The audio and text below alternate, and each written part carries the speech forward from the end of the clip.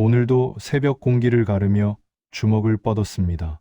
아직 해가 완전히 떠오르지 않아 하늘은 잿빛을 머금고 있었고 산 위에서 내려오는 바람은 매섭게 제 얼굴을 스쳤습니다. 차갑지만 그 바람이 오히려 제 정신을 깨워주었습니다. 이 나이에 누가 새벽부터 산을 오르며 땀을 흘리겠습니까? 그러나 저는 그렇게 하지 않으면 안 됩니다. 몸은 정직합니다. 하루라도 게으름을 피우면 금세 무거워지고 굳어집니다.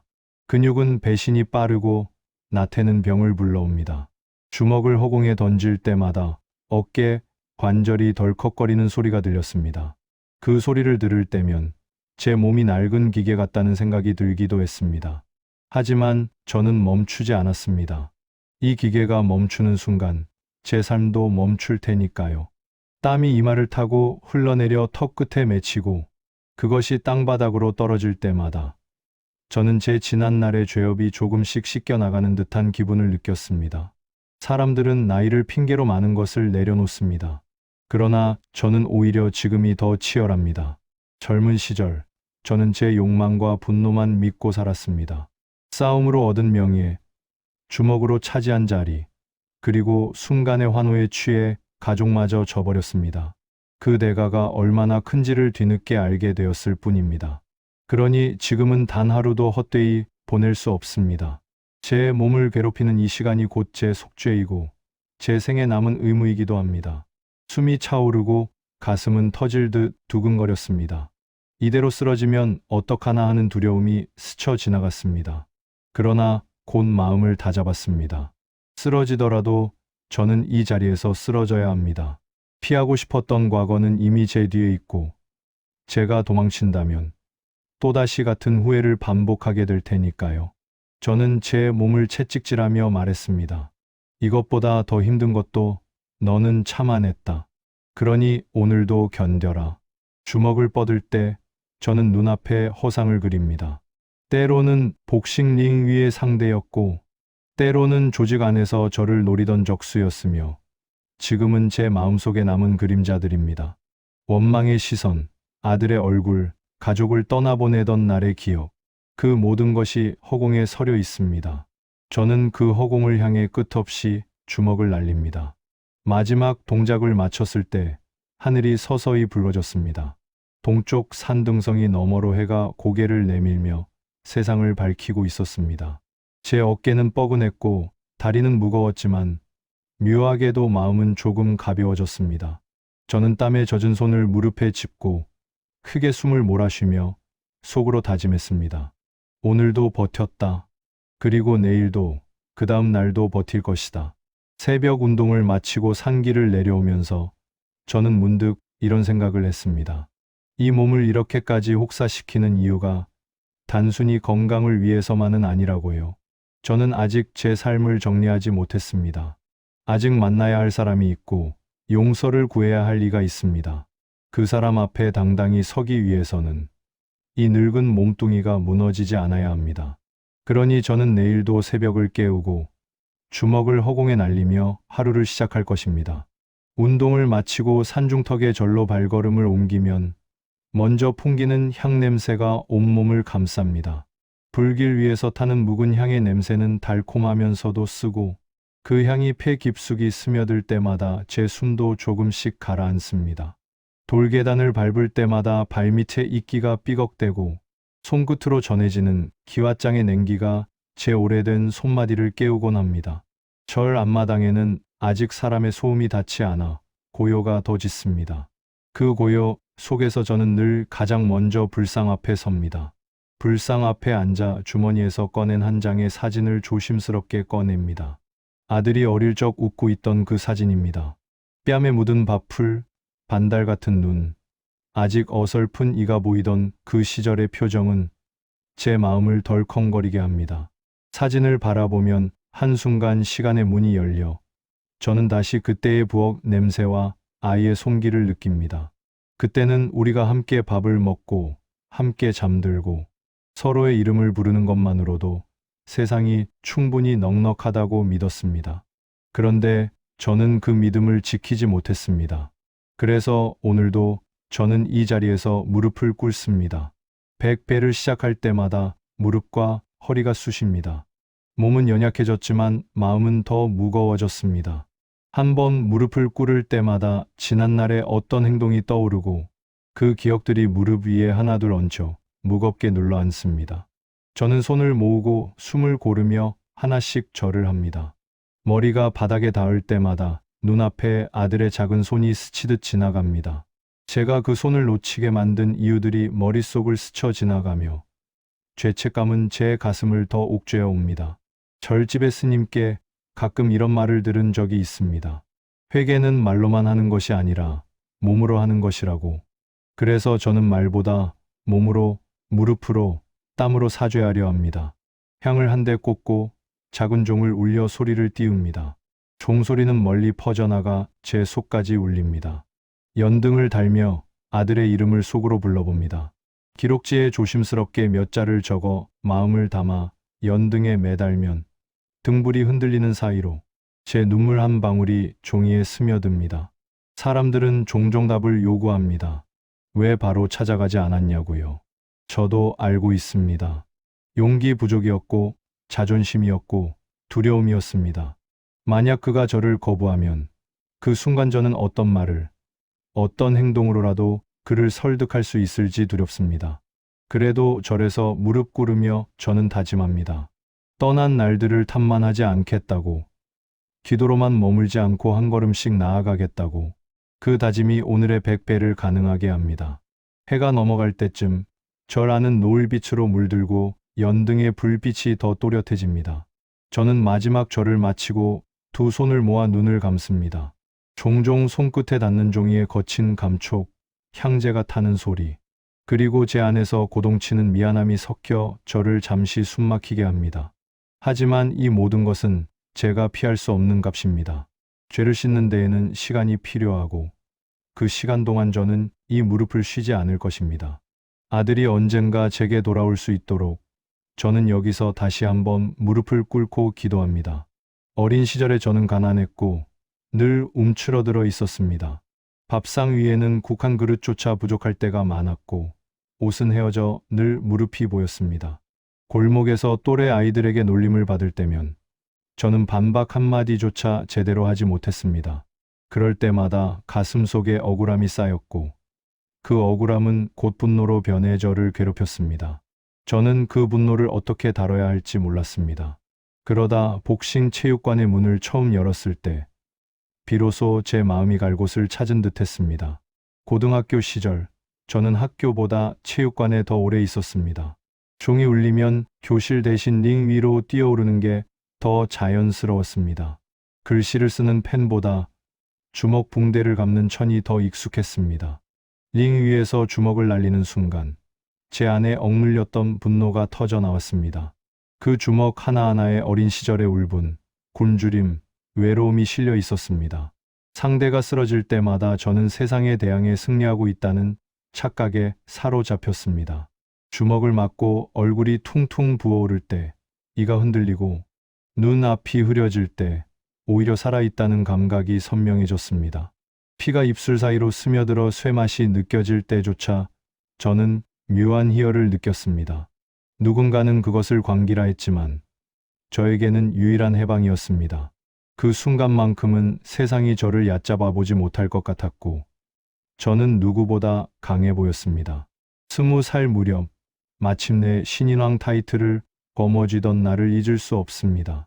체육관 한쪽에 걸린 현수막, 좁은 라커룸에서 동료들이 두드려주던 어깨, 그리고 관중석에서 터져나온 환호성. 그 모든 것이 제 인생에서 처음 맞이한 찬란한 순간이었습니다. 기자들이 카메라 플래시를 터뜨리고 사람들은 제 이름을 외쳤습니다. 저는 그때야말로 세상이 제 손 안에 들어온 듯한 착각에 빠졌습니다. 그러나 영광은 오래가지 않았습니다. 링 위에서의 승리는 짧았고 패배는 너무도 빨리 찾아왔습니다. 한순간 흐트러진 가드, 주저앉은 다리 힘, 그리고 연속으로 꽂히는 상대의 주먹. 패배를 맛본 순간 저는 링 위에 무너져 내렸습니다. 환호하던 관중은 침묵했고 플래시 대신 싸늘한 시선이 제 위로 쏟아졌습니다. 그때 깨달았습니다. 세상은 승자에게만 박수를 보내고 패자에게는 돌처럼 차갑다는 사실을요. 패배 이후 저는 더욱 거칠어졌습니다. 다시는 무시당하지 않겠다는 오기로 링에 올랐지만 이미 제 안의 균형은 무너지고 있었습니다. 승리에 대한 갈망보다 분노와 두려움이 주먹을 움직였고 결국 저는 링 위의 복설하기보다 싸움꾼에 가까운 모습으로 변해갔습니다. 그 길 끝에서 저는 또 다른 유혹을 마주하게 되었습니다. 제 주먹을 노리던 사람들은 링 밖에서 손짓하며 다가왔고 저는 그 손길을 거부하지 못했습니다. 돌이켜보면 복싱은 제게 두 얼굴을 준 셈이었습니다. 하나는 사람들 앞에서 강인해 보이게 한 힘이었고 다른 하나는 저를 끝내 더 거친 길로 이끈 그림자였습니다. 하지만 그때의 저는 몰랐습니다. 주먹이 인생을 바꾸기도 하지만 동시에 주먹 때문에 모든 것을 잃을 수도 있다는 사실을 말입니다. 주먹질 잘한다는 이유 하나만으로 저는 어른들 눈에 띄었습니다. 형들이라 불리던 사람들은 저를 불러 술잔을 기울이며 달콤한 말들을 쏟아냈습니다. 넌 재능이 있다. 네, 주먹은 돈이 된다. 그런 말들이 어린 제 귓가에 달콤하게 스며들었습니다. 가난과 외로움 속에서 그 말들은 칭찬이자 유혹이었습니다. 처음에는 단순히 말 안 듣는 녀석들 앞에 서서 겁을 주는 역할이 전부였습니다. 어깨를 한번 으쓱해 주거나 무표정으로 노려보기만 해도 상대는 주눅이 들었고 저는 이상한 우월감에 빠져들었습니다. 하지만 세상은 결코 단순하지 않았습니다. 겁만 주던 주먹은 곧 실제 피를 묻게 되었고 저는 점점 깊은 수렁 속으로 들어갔습니다. 조직에 들어가자 같은 또래의 아이들조차도 모두가 적이었습니다. 누가 더 강한지, 누가 더 오래 버틸 수 있는지 하루하루가 피 튀기는 경쟁이었습니다. 조금이라도 방심하면 먹잇감이 되었고 한순간 흔들리면 바로 밀려났습니다. 저는 살아남기 위해 물어뜯기지 않기 위해 이빨을 드러낸 짐승처럼 버텼습니다. 그렇게 보내온 시간이 어느덧 6년이었습니다. 어느 날 문득 사람들이 저를 두목이라 부르기 시작했습니다. 처음에는 낯설었지만 곧 그 호칭이 당연해졌습니다. 제 앞에서는 사람들이 고개를 숙였고 길거리에서는 인파가 물결처럼 갈라졌습니다. 술집에 들어서면 저를 알아본 사람들이 눈빛을 바꾸며 조심스레 길을 비켰습니다. 어린 시절 구멍난 바지로 놀림을 받던 제가 이제는 누구도 감히 무시하지 못하는 자리에 오른 것입니다. 그 순간의 쾌감은 중독처럼 저를 휘감았습니다. 그러나 그 권력은 칼날 같았습니다. 매번 웃고 고개 숙이는 사람들 뒤에는 두려움과 증오가 함께 숨어 있었습니다. 제 옆에 서 있는 이들이 과연 진심으로 저를 따르는지 아니면 두려움 때문에 억지로 고개를 숙이는 것인지 알 수 없었습니다. 사람들의 충성은 언제든 배신으로 변했고 술잔을 기울이던 친구는 곧 적이 되었습니다. 피 냄새가 가시지 않는 골목을 걸을 때면 늘 등 뒤가 서늘했습니다. 두목이라는 자리는 화려한 것 같아도 늘 외로웠습니다. 웃음소리 가득한 술자리에 있어도 제 마음속은 늘 공허했습니다. 가족의 얼굴을 떠올릴 때마다 저는 더 깊은 어둠 속으로 빠져들었습니다. 이게 내가 원하던 삶인가? 라는 질문이 목구멍까지 치밀어 올랐지만 그 물음은 곧 술과 폭력으로 삼켜졌습니다. 저는 이미 돌아갈 길을 잃어버렸습니다. 결국 깨달았습니다. 사람들이 갈라서며 저를 바라보는 그 눈빛이 존경이 아닌 두려움이었다는 사실을. 두목이라 불리던 제 자리는 사실 가장 먼저 칼날에 노출되는 자리였습니다. 화려한 듯 보였던 그 권력은 실은 언제 무너져도 이상하지 않은 모래성에 불과했습니다. 저는 매일 밤 피에 젖은 옷을 벗으며 깨달았습니다. 제 앞에 남은 것은 환호도 존경도 아닌 피와 눈물뿐이라는 것을요. 폭력으로 얼룩진 젊은 날들이 이어지던 어느 날 문득 이런 생각이 들었습니다. 정말 이렇게 살아도 되는 걸까? 매일같이 피와 술에 젖어 사는 제 모습이 거울 속에서 낯설게 느껴졌습니다. 끝없는 폭력의 굴레 속에서 저는 서서히 회의감을 느끼고 있었습니다. 마침 그때 서울에서 영화사를 운영하던 오래된 형님이 저를 불렀습니다. 순이라, 너 한번 올라와 보지 않겠냐? 그 한마디가 제 삶의 방향을 조금 바꾸는 계기가 되었습니다. 서울은 제게 낯설고도 눈부신 곳이었습니다. 빌딩 숲 사이를 걸으며 저는 마치 전혀 다른 세상에 발을 들인 듯했습니다. 형님의 손에 이끌려 영화 감독을 소개받았고 그날 처음으로 영화 촬영장이라는 곳을 보았습니다. 카메라가 돌아가고 배우들이 대사를 주고받고 스태프들이 분주히 움직이는 그 현장은 저에게 신기한 놀이터 같았습니다. 처음에는 그저 구경꾼처럼 기웃거리며 허세를 부렸습니다. 조직에서 두목이라 불리던 버릇이 몸에 배어 있었던 탓에 어깨를 으쓱하고 괜히 큰 소리도 치곤 했습니다. 그런데 우연히 엑스트라 자리가 필요하다며 저를 불러 세웠습니다. 그 순간 제 삶이 조금은 다른 방향으로 틀어졌습니다. 제가 맡은 역할은 다름 아닌 깡패 일이었습니다.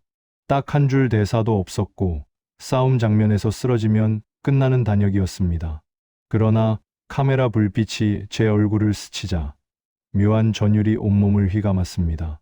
링 위에서 주먹을 날릴 때만 반짝이던 제 눈이 이번에는 카메라 앞에서 번뜩였습니다. 감독이 좋다라고 외치는 순간 제 안 어딘가가 움찔하며 깨어나는 기분이었습니다. 물론 깡패 전문 배우라는 꼬리표가 붙었습니다. 저는 우통 벗고 문신을 드러내거나 골목에서 으름장을 놓는 역할로 자주 불려다녔습니다. 대사 한 줄 없이 배경으로 서 있는 날도 많았습니다. 하지만 이상하게도 그런 순간마다 제 심장은 두근거렸습니다. 주먹으로 상대를 쓰러뜨리던 쾌감과는 또 다른 묘한 성취감이 있었습니다. 저는 조금씩 조직을 다른 친구에게 떠밀듯 맡기고 서울에 더 오래 머물렀습니다.